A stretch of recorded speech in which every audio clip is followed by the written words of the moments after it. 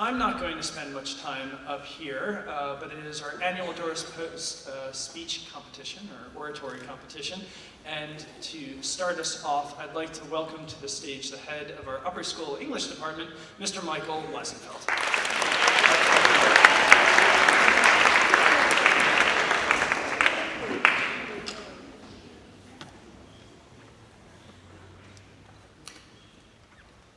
One of these things is not like the others. When I was a little boy, I watched a lot of Sesame Street. And that was one of the regular skits. The cute little monsters would line up, and then we, the cute, adorable, intelligent, charming children watching the show, would then try to spot the differences between the bowls of oatmeal, or the tricycle tires, or sometimes the people. Now, years later, the context has changed, but the concept remains the same. Contrast, the highlighting of differences. We see it in art. If we have a starkly white flower, we place it against a pitch black background. In literature, if we have a cringingly shy character, we write them surrounded by confident, boisterous others. In science, we use chemicals like iodine to flow through vessels and highlight internal organs on medical scans. And in public speaking, of course, we hold full school oratory competitions on the day of silence. Today is the 21st annual Day of Silence on behalf of the LGBTQ community. We didn't plan this. It's a coincidence, but it's a good one. It's serendipitous. For what better day to appreciate speaking than when there is none? What better way to extol the virtues of personal expression than to focus on those who have been deprived of that right? There are those in our community who, based on sexuality or gender identity, cannot express themselves, cannot express who they truly are, or who have tried to, but their words or their sentiments are dismissed or ignored, or shouted down, or outright threatened. They are silent today, as are those of you who are silent on their behalf, in solidarity. To all of you, I say this: every voice you hear from the stage today will represent countless others that are silent across the country and the world. Know that every speech today, from the academic to the argumentative, from the personal to the political, will stand as a symbol of the power of communication, of how important, how critically important, how life-alteringly important it is that we strive continually to maintain the rights to express ourselves, to express our identities safely and confidently, and that right maintains for everyone, no matter who you are, for everyone, like those cute monsters taught me years ago, for everyone, not just for those who are like the others. Welcome to the Doris Post Oratory Competition.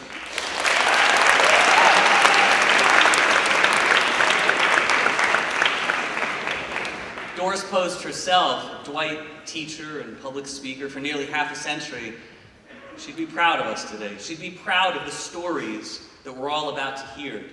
Stories of personal traditions and relationships, disturbing or enlightening facts about important topics that affect our lives, and arguments about why we should take a stand on critical issues. As you all know, every student in grades 6 through 10 conceived of, researched, wrote, and delivered speeches as part of this competition. The 10 speakers who will take the stage today were judged by the middle school and high school English departments during the semifinal rounds to represent the 2 best speakers and speeches per grade. Which proudly brings me to the point now where I will briefly step aside for last year's 10th grade Doris Post winner, who will share with you a reflection on her experience with the competition, as well as deliver the criteria by which this year's competitors will be judged. Ladies and gentlemen, Maggie O'Hare.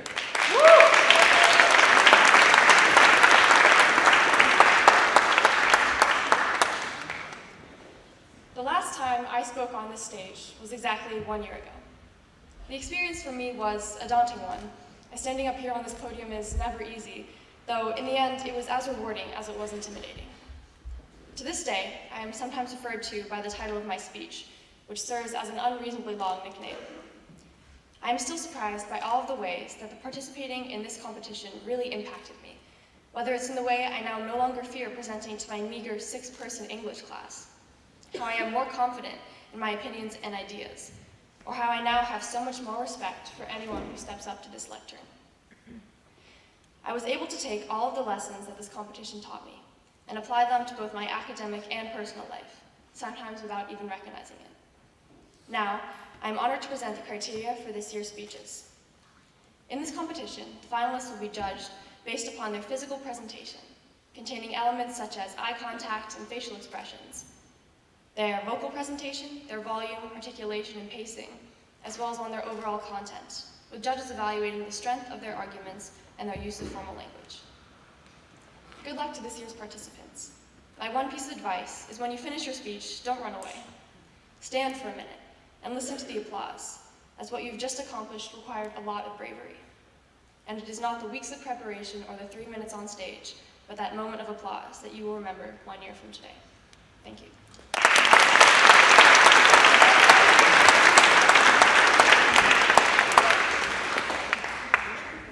Maggie's not here today only to speak and to share, but as the 10th grade Doris Post winner from last year, she is also one of the judges of today's competition. She shares that role on the panel today with 3 others, all 4 of them from outside the English department, each with something significant to contribute. We begin with Ms. Chernoff in the Social Studies department.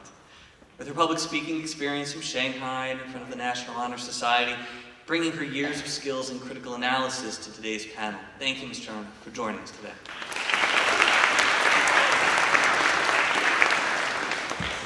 Someone I've been trying to get to these competitions for a while, Ms. Hirschman, head of our lower school, who has accomplished plenty of public speaking on her own, and for whom this will be not the first, but the second public speaking competition that she judges in just a matter of weeks. Thank you, Ms. Hirschman.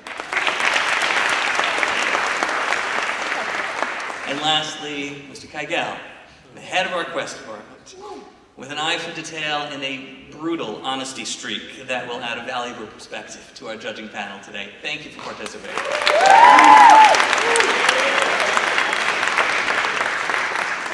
Let me end on one final but important note. The 10 speakers today, as Maggie implied, are coming up here with no small amount of courage, willpower, and skill. And of course, as with everything, after lots and lots of practice. They deserve your courteous respect. They deserve your complete attention. And at the end, and this is okay, they deserve, even on today for those of you that have taken the vow, your thunderous applause. So let's begin.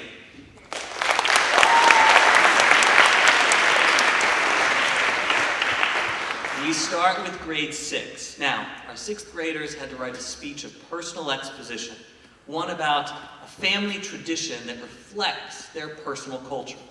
We begin with Daniel Borkamp and a speech entitled Different Sport, Same Tradition.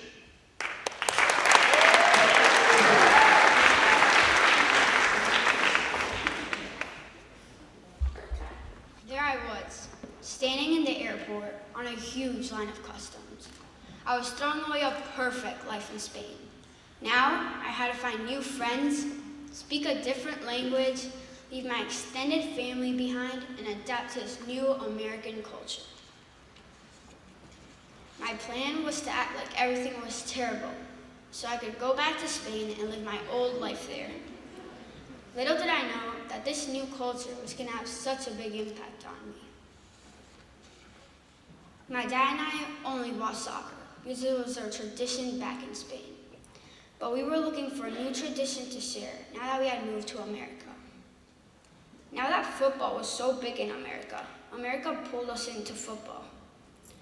Football helped my dad and I to really have that experience of living in America. Because not only did it help us readjust by watching something that is a very big part of the country, it also brought us into different restaurants. We would eat different food like wings or ribs. It helped us communicate with some Americans because we would have something in common. But most of all, football helped my dad and I bond together. My dad traveled every other week, and every time he came back to New York, I couldn't wait till we would watch our favorite team, the New York Giants, play on Sunday. Football was so much more than a sport. To us, it was a new way of life. It is amazing that a sport like football can change your life, not by playing it, but even by watching it. Football helped me be more confident while talking to different people, because my knowledge about football helped me connect with other Giants fans. Now I think back to that day, when I arrived at the airport in New York. I would have never thought that football would turn into a tradition for my dad and I. Watching games with my dad every Sunday, taking us to different places, and most importantly, I never thought that football would change my life in America. The Spanish culture is still a very big part of me, but now, due to football, I have a little bit of that American culture too.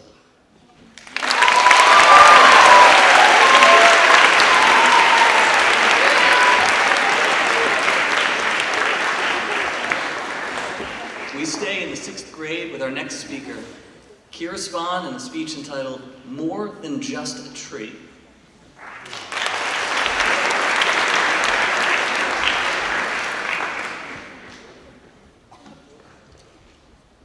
The most important thing in the world is family and love. John Wooden. In my family, the greatest gift that we can receive is time with each other. We are Jewish, and we don't celebrate Christmas. However, every December, we purchase a Christmas tree. I know what you're thinking. It's kind of strange for a Jewish family to buy a Christmas tree. Well, it's a tradition that my family loves, so we do. Walking out into the chilly, snowy streets, my mom, my brother, and I always wander around the neighborhood, searching for a local pop-up stand which sells pine trees. We carry the tree all the way back home, where my dad greets us, trying to look angry about us buying a Christmas tree, but then bursting out laughing. My dad jokingly tries to give us guilt about being a Jewish family that buys a Christmas tree. He does that every year, without fail. And every year, he will only call the tree a Hanukkah bush and make us carry it home on our own. After we get back, my brother and I scurry to find the tree holder and tree skirt. Finally, the tree is up. After dinner comes my favorite part. As my family sits down in the living room, I run to the closet and stretch as far as I can to reach the big box of ornaments on the top shelf, each one special in their own way. As my mom opens the lid, we gingerly remove the wrapping off each ornament and place them all on the floor. As my brother and I carefully put each ornament on the perfect branch, my parents tell us about the stories behind them. There's the sand dollar from Mom and Dad's honeymoon, red 2005 and 2008 ornaments commemorating my brother's and my birth dates, and of course, the Bruce Lee figurine, which my dad insists on being at the top of the tree every year. You know, some families only decorate their tree with religious ornaments or fancy ornaments. What I really love about our tradition of buying a Christmas tree and decorating it is how all of our mismatched, colorful ornaments reflect our family's story and ultimately who we are as a family. A fun, colorful, weird family. After all of our wonderful ornaments are put on the tree and all the stories told, my mom always wraps a long string of twinkling lights around it.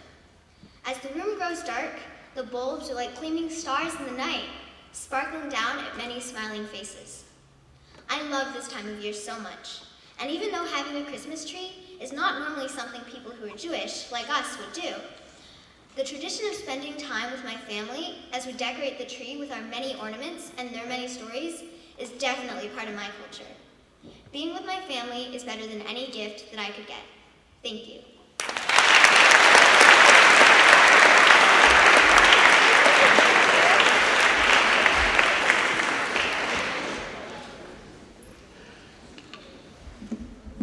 We're moving up to the 7th grade, who also had to write a speech of personal exposition, but this one on an inspirational figure in their life. Someone living or historical or imaginary, and that person having been a role model for them in some way. We begin with Olivia Tager and a speech entitled James Henry Trotter.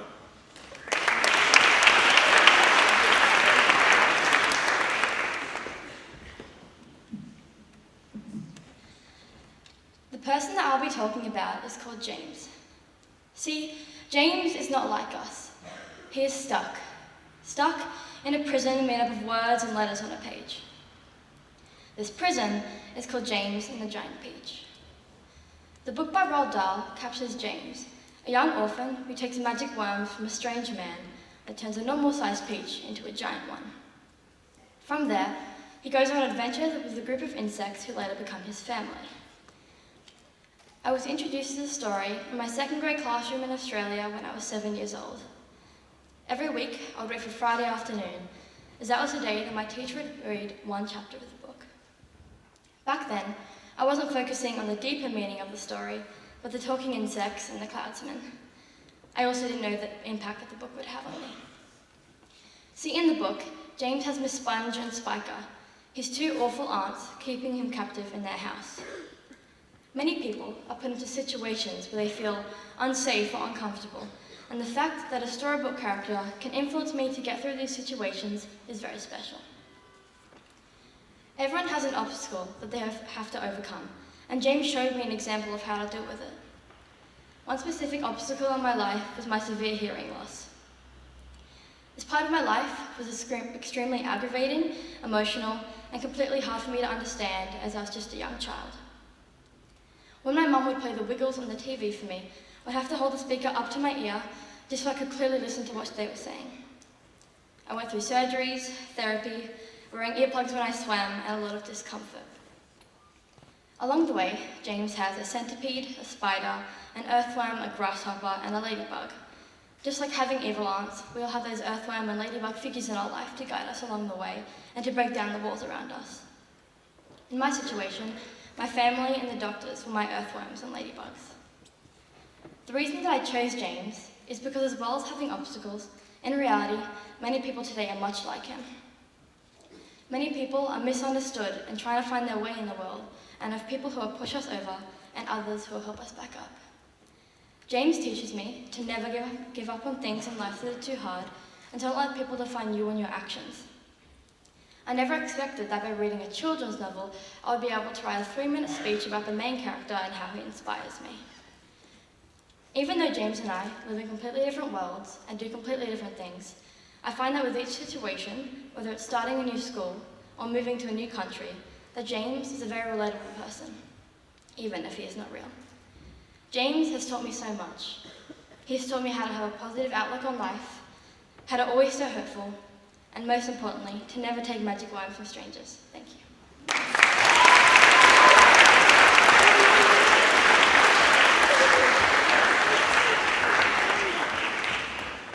We continue in the 7th grade with a speech entitled Not So Fictional Anxiety. Grace Goodhart.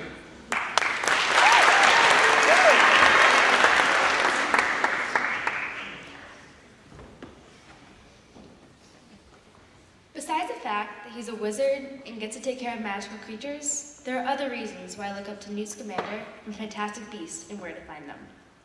Newt is a mad zoologist and the author of the textbook Fantastic Beasts and Where to Find Them. He attended Hogwarts School of Witchcraft and Wizardry and was in the House Hufflepuff. After graduating, he traveled the world with a case full of magical creatures that he rescued along the way. But unfortunately, Newt is not real, and neither are Bochuckles, Sniffers, Mooncap, or Graphorns. But thanks to J.K. Rowling, we all have the chance to believe that they are. In her movie, Fantastic Beasts and Where to Find Them, Newt finds himself in New York City looking to return a Thunderbird to its home in Arizona. On the way, many of his creatures escape and roam the city. It's up to Newt, Jacob Kowalski, and sisters Queenie Goldstein and Tina Goldstein to find them before they get hurt. Like any movie, there are many problems that go on, but one scene has always stood out to me. While Newt and Jacob are looking for an arrumbent, Newt says something to Mr. Kowalski that's been on my mind lately. He said, "My philosophy is that worrying means you suffer twice." I have a lot of anxiety. When I go on trips, sleep in a new place, or even leave my house. And there are very few places that I feel comfortable being in, and I missed out on a lot of opportunities because of it. When my family and friends are off having the time of their lives in a new city, state, or country, for some reason, I always find a reason that ruins it for me. I think about everything that could go wrong, and the more I think about it, the more real my worries become. Black and white thinking, that's what happens. Everything either goes perfectly, and if one thing doesn't, everything goes downhill. I begin to spiral out of control, coming up with new things that can overall ruin my trip. But Newt does what he needs to, and he enjoys everything he does. He doesn't worry about leaving his home or trying something new with people he's never even met before. And he does it because he loves to. I don't only admire Newt, I envy him. And not just because he's a wizard and is remotely able to meet Harry Potter, but because he doesn't let anything stop him from what he wants. And no matter what situation he's in, there's always something he can enjoy. I hope that sometimes in the future, I will be able to go wherever I want, and that I will be able to enjoy every second of it.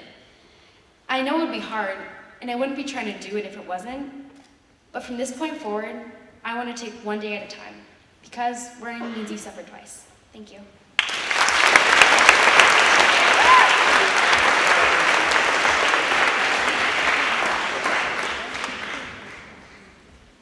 We're moving on to our 8th grade now.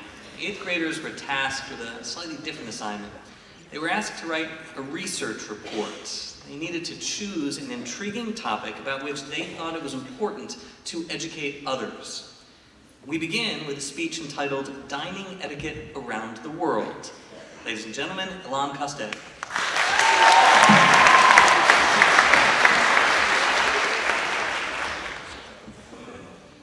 Table manners are simple and easy, right? Remember to place your napkin on your laps, don't play with your food, and eat with your mouth closed. Those are universal rules, but table manners change depending on the country you're in. So eating a meal abroad can be eye-opening to the differences in the cultures, but it can also be a complicated experience. So let's begin. How should you start off a meal? Well, in Asia, you should always receive a dish or drink with 2 hands. In Vietnam, the youngest member of a family should always invite the elders first by saying, "I invite you to start off the meal." Secondly, how should you position yourself when eating? Well, in Europe, and especially France, you should always keep both of your hands on the table. Why? Well, you shouldn't be hiding stuff from your table companions. Have you also heard that you should never rest your elbows on the table? The reason is simple. Long ago, the dining tables were so crowded that there was no space for elbow resting. Continuing, how should you eat your food? Well, in Asia, you should never, ever place your chopsticks vertically into a bowl of rice. The reason is that a bowl of rice with chopsticks in them is reserved for ceremonies commemorating the deceased. So in conclusion, manners vary depending on the culture of a country. What one considers to be polite can be perceived as disrespectful or offending. It can also be more than just manners. The way of living and the culture may change depending on the geography and history.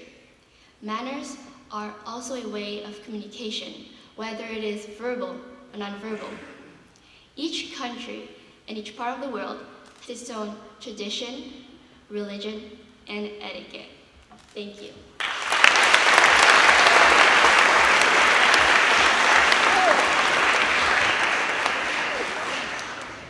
We continue in the 8th grade with a speech entitled Too Many Trophies. Fuchsia Stewart.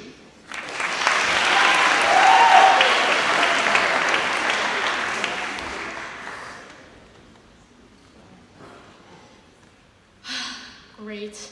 Here comes Aunt Grace from out of town again. And even if you have the worst breakout, are feeling disgusting or gross, she will still tell you how beautiful you look. Making someone feel beautiful can be an extremely positive way to show unconditional love, but wouldn't it be better if we were all a little more honest? Society has already set up to show the new generation how much they want to value them. I mean, how many participation trophies did you have when you were a kid?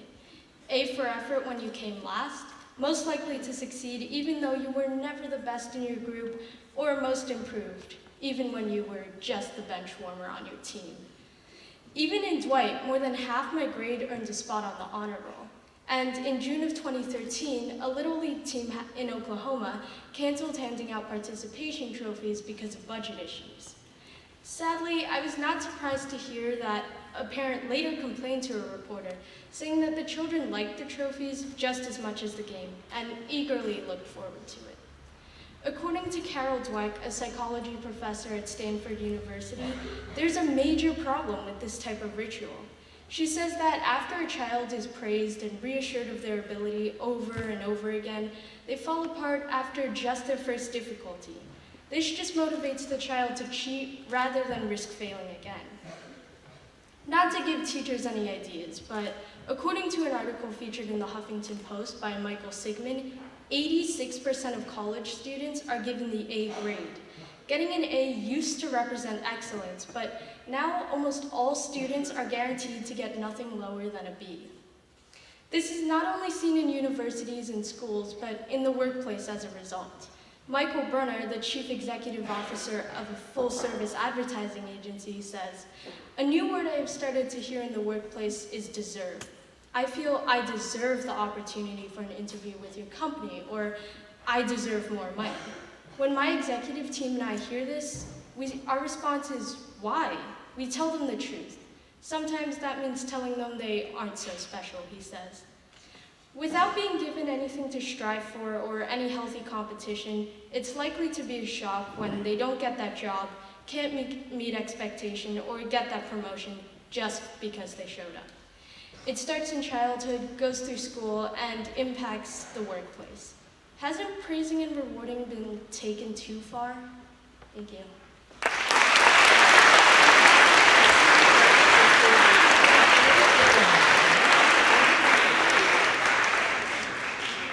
Now we move up into our high school, to grade 9.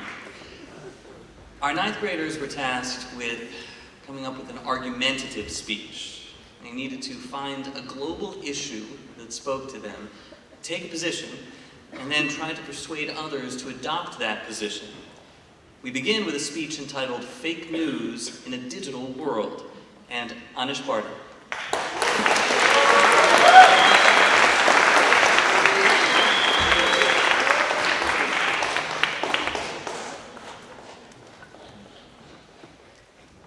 Yesterday, at 11 p.m., America declared war with China.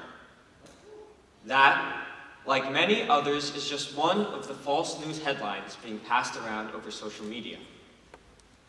People nowadays tend to turn to alternative news sources, like Facebook or Twitter. These social media platforms have many functions and abilities, one of which is to spread news globally and quickly. This can be a huge benefit, except for the fact that not all this news being passed around is true. As students, we should be aware that social media platforms cause the line between fact and opinion in the news to blur, through opinions being publicized as facts, an absence of filtering and fact-checking, as well as personal biases.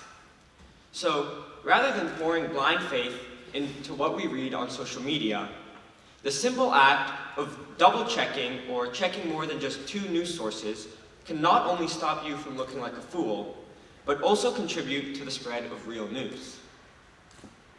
The aspects and values which allow social media to be seen as a powerful icon for the freedom of speech are the same aspects and values which allow social media to corrupt the news and blur the line between fact and opinion.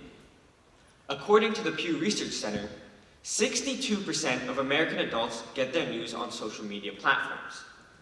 Although social media gives people a chance to participate in the spread of news, It suffocates and masks what is accepted as true by blending it with opinions.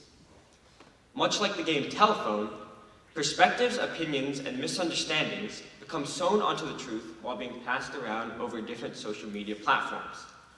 A Washington Post study shows that active interaction on social media platforms enhances the news by allowing for first-hand accounts and eyewitnesses to speak out. However, it can also bring about a lot of confusion and skepticism. Having opinions voiced over social media and in general have led to some of the biggest revolutions known to man. Yet, having opinions scattered all over the web causes people to lose track of the real news. Social media platforms do not offer the same filters for fake news which many traditional news companies do offer. A study done by the Denver Post has revealed that amateur journalists and regular people present a considerable portion of the news we read on social media. Using these authors as sources is not reliable, for they tend not to do thorough research nor have any editors for their work. According to a study done by the Reuters Institute, social media leads to news listeners doing more crowd-checking rather than fact-checking, which then in turn leads to false information being passed on as a majority and therefore spreading more quickly. One of the major causes for this wrecking of the facts is biased news sources as well as biased news searching. As reported by the Pew Research Center, of the American adults who discover their news on social media, only 10% read the news from more than just 2 news sources, and over 64% get their news from just one single news source. People tend to enter echo chambers on social media platforms and only embrace and accept the news that agrees with their prior beliefs and views. The 1 or 2 sources they do trust and discover news on become what is true in their minds, regardless if it is true or not. Social media is like every other great invention. You must be able to manage the risks to harness the benefits. When your social media feed highlights the trending news, reason and intuition cannot always save you, for the facts have been marinated in opinions and biases. As the youth, we must know how to tell the difference between fact and fiction online. So I urge you, as the consumers of this tainted news, to dig deeper and spend just a few more minutes on fact-checking, because just that small step can make a big difference.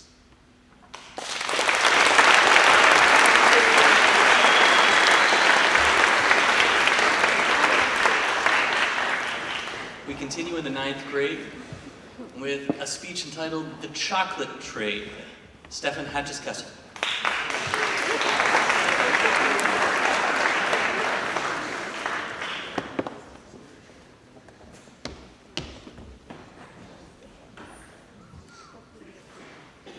When you walk into 7-Eleven or a Dwayne Reed to buy a snack, what is the first thing you look for? Probably chocolate, right? One of our favorite sweets. M&M's, Reese's Pieces, Hershey's. All things most of us can't live without. Maybe your parents or some doctors might say it's not good for us, but it's almost too good to resist. This tasty dessert, however, has a dark side to it. One riddled with child slavery and poverty, and one that it is our duty as the consumer to be aware of. This dark side also has a solution, one that we can all take part in. The process that goes into making chocolate is oftentimes masked by the deliciousness of the product. As most of you probably know, chocolate comes from the cocoa bean. 80% of cocoa beans are grown in Ghana and the Ivory Coast. In these countries, the average cocoa bean farmer makes $460 a year. This is barely enough money for them to afford food, let alone feed a family. In fact, most cocoa bean farmers can't even afford a chocolate bar. Despite this, chocolate remains a $100 billion industry. Farmers, however, are not even the worst victims of the chocolate industry. Children are. It is estimated that at one point or another, 40% of chocolate passes through the hands of a child slave. This means that there are tens of thousands of children who are kidnapped from their homes and forced into abusive and dangerous environments. Those that do survive receive little to no education and are therefore forced into low-paying jobs when they get older, thus continuing the poverty cycle of many small African countries. The worst part about this, however, are the companies that partake in it. They include many brands that we see every day, such as Hershey's, Kit Kat, Mars, Nestle, M&M's, Milky Ways, Reese's Pieces, Butterfingers, and so many more. Now I know, obviously I'm not going to persuade you to stop eating chocolate. That's not what this speech is about. Instead, I urge you to be more aware of where your food is coming from and how it is made. Next time you go and buy chocolate, look for the fair trade label and help make a difference. I am aware that if companies stop these so-called manufacturing processes, thousands of American employees would reap the consequences. However, is it really worth subjecting children to poverty and children to slavery and farmers to poverty, all to keep margins high and you and I happy? The balance of both farmers and workers need to be met. The food we buy comes from somewhere and is grown by someone. Chocolate may taste irresistible, but there are certainly consequences to buying it. Consequences that we all contribute to. So holding back from chocolate for most of us may be impossible, but we can still make a difference. It is our duty to be aware of how the food we consume, specifically chocolate, is made, especially considering the dark story of the cocoa bean, the child slavery, the impoverished farmers, and the continuation of the poverty cycle. There absolutely is a dark side to chocolate, one that we choose to ignore. So next time, when you walk into a 7-Eleven or a Duane Reade, look for the fair trade label and help make a difference. Thank you.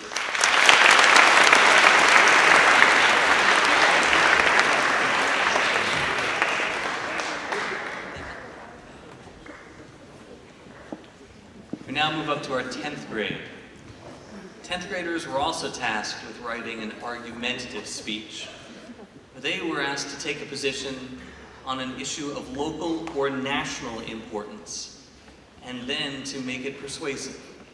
We begin with a speech entitled Endangered Public School with Michelle Reed.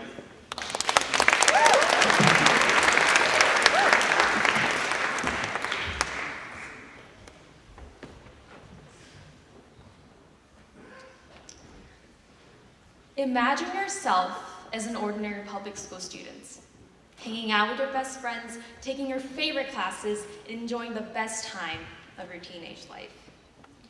You're always surrounded by your best friends and teachers you have grown to love, so you're always happy and cannot wait to go back to school every morning. But one day, your public school was gone. Every single thing you treasured and smiled about disappeared. This may sound very unfamiliar to you, but this is happening. According to the recent study, almost 1,500 public schools, which has 241,000 students, were closed in 2012. Then why is this happening?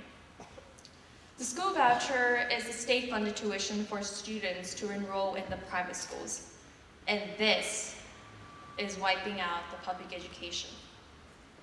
Therefore, the government should not consolidate the school vouchers, but instead invest that money into more public schools for every American student. These vouchers would not improve the student achievement, will destroy the public education system, and infringe the Constitution.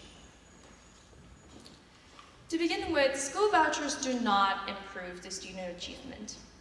In 1990, the nation's first and largest school voucher program, called the Milwaukee School Program, was launched with $130 million, but it has been harshly criticized due to its disappointing results. As stated in the Wisconsin State Journal, the voucher students' testing scores were 34.4% in math and 55.2% in English, which was apparently lower than public school students' 47.9% and 59%. Therefore, it can possibly be inferred that these vouchers are not efficient for advancing student achievement. Furthermore, the adoption of the school voucher program will destroy the public education system. When families request a voucher, the money directly goes to the private schools from the government. As reported by the American Federation for Children, some states' governments spent $800 million on these vouchers in 2011. Thus, a huge portion of the government funding, which is necessary to run those great public schools, were consumed by the private schools, causing the reduction of salaries, faculties, and eventually shutting them down.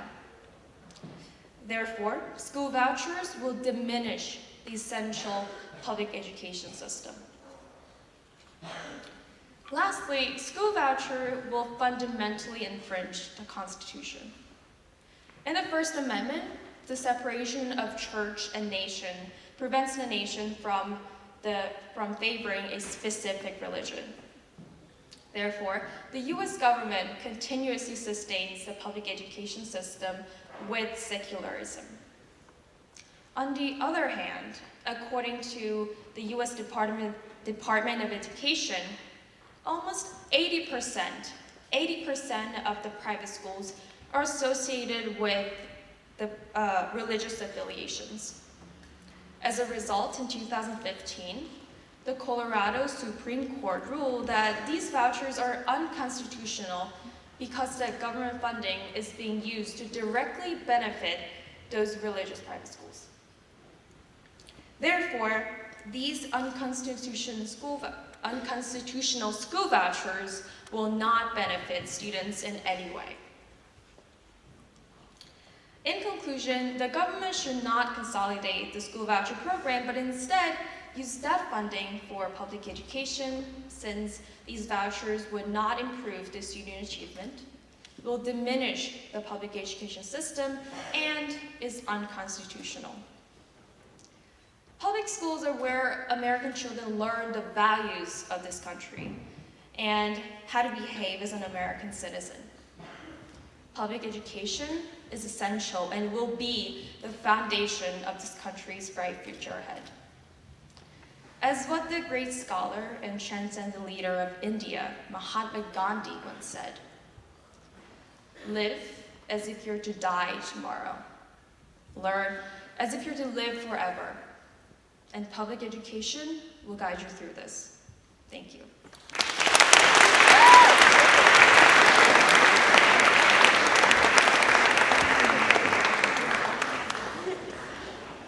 We continue in the 10th grade with our last speaker of the day, a speech entitled Accepting Syrian Refugees, Jacob Schaefer.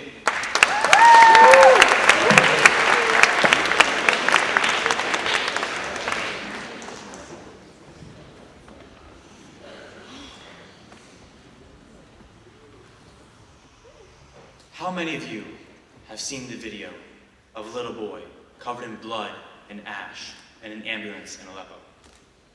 There was also that image of a boy face down on the beaches of Turkey. How about the more recent video of men, women, and children struggling to breathe after being exposed to chemical weapons? If you have seen these images, you would know that the Syrian civil war is horrendous. It is the single greatest human tragedy of our time. Imagine you had to wake up every morning in fear of being bombed or gassed.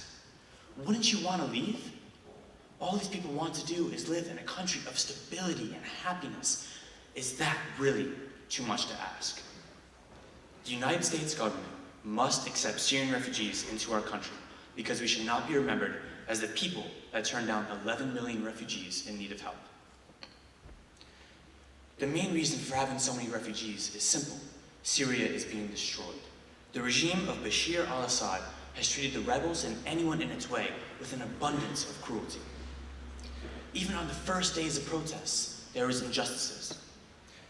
And the first protests against the regime started in March of 2011, when Syrian government security forces opened fire on a group of demonstrators and killed 3 civilians.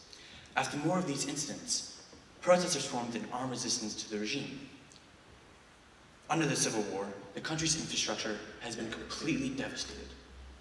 For example, healthcare, education, and other forms of infrastructure have not been able to function.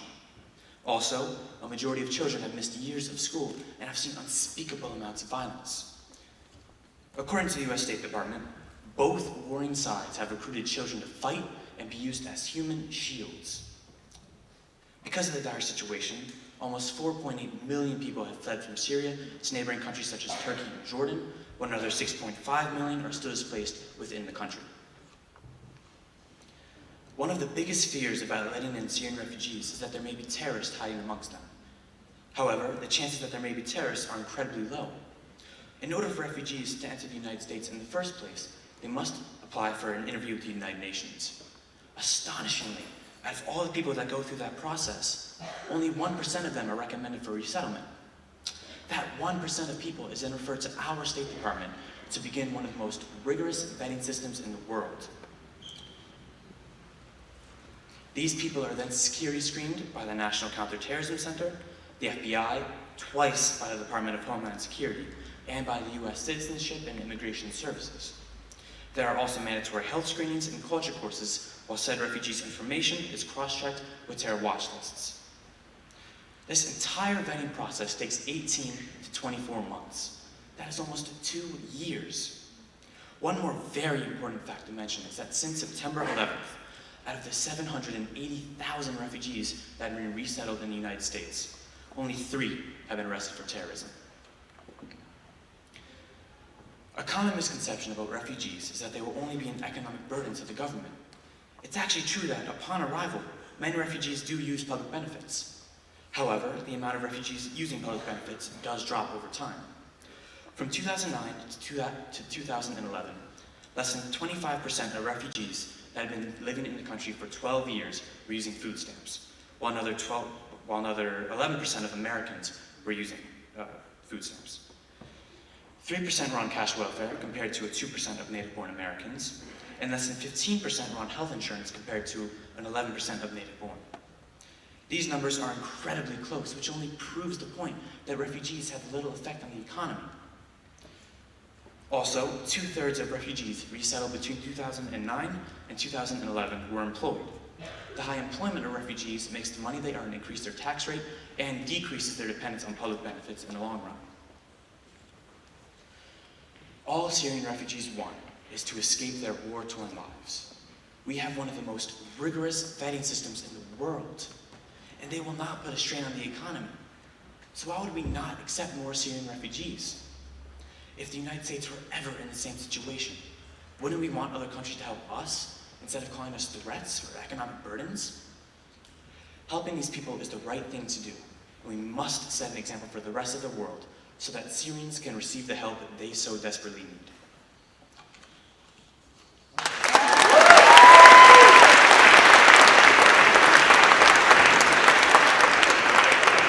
Let's have a hand for all of our student speakers today. 6 through 10.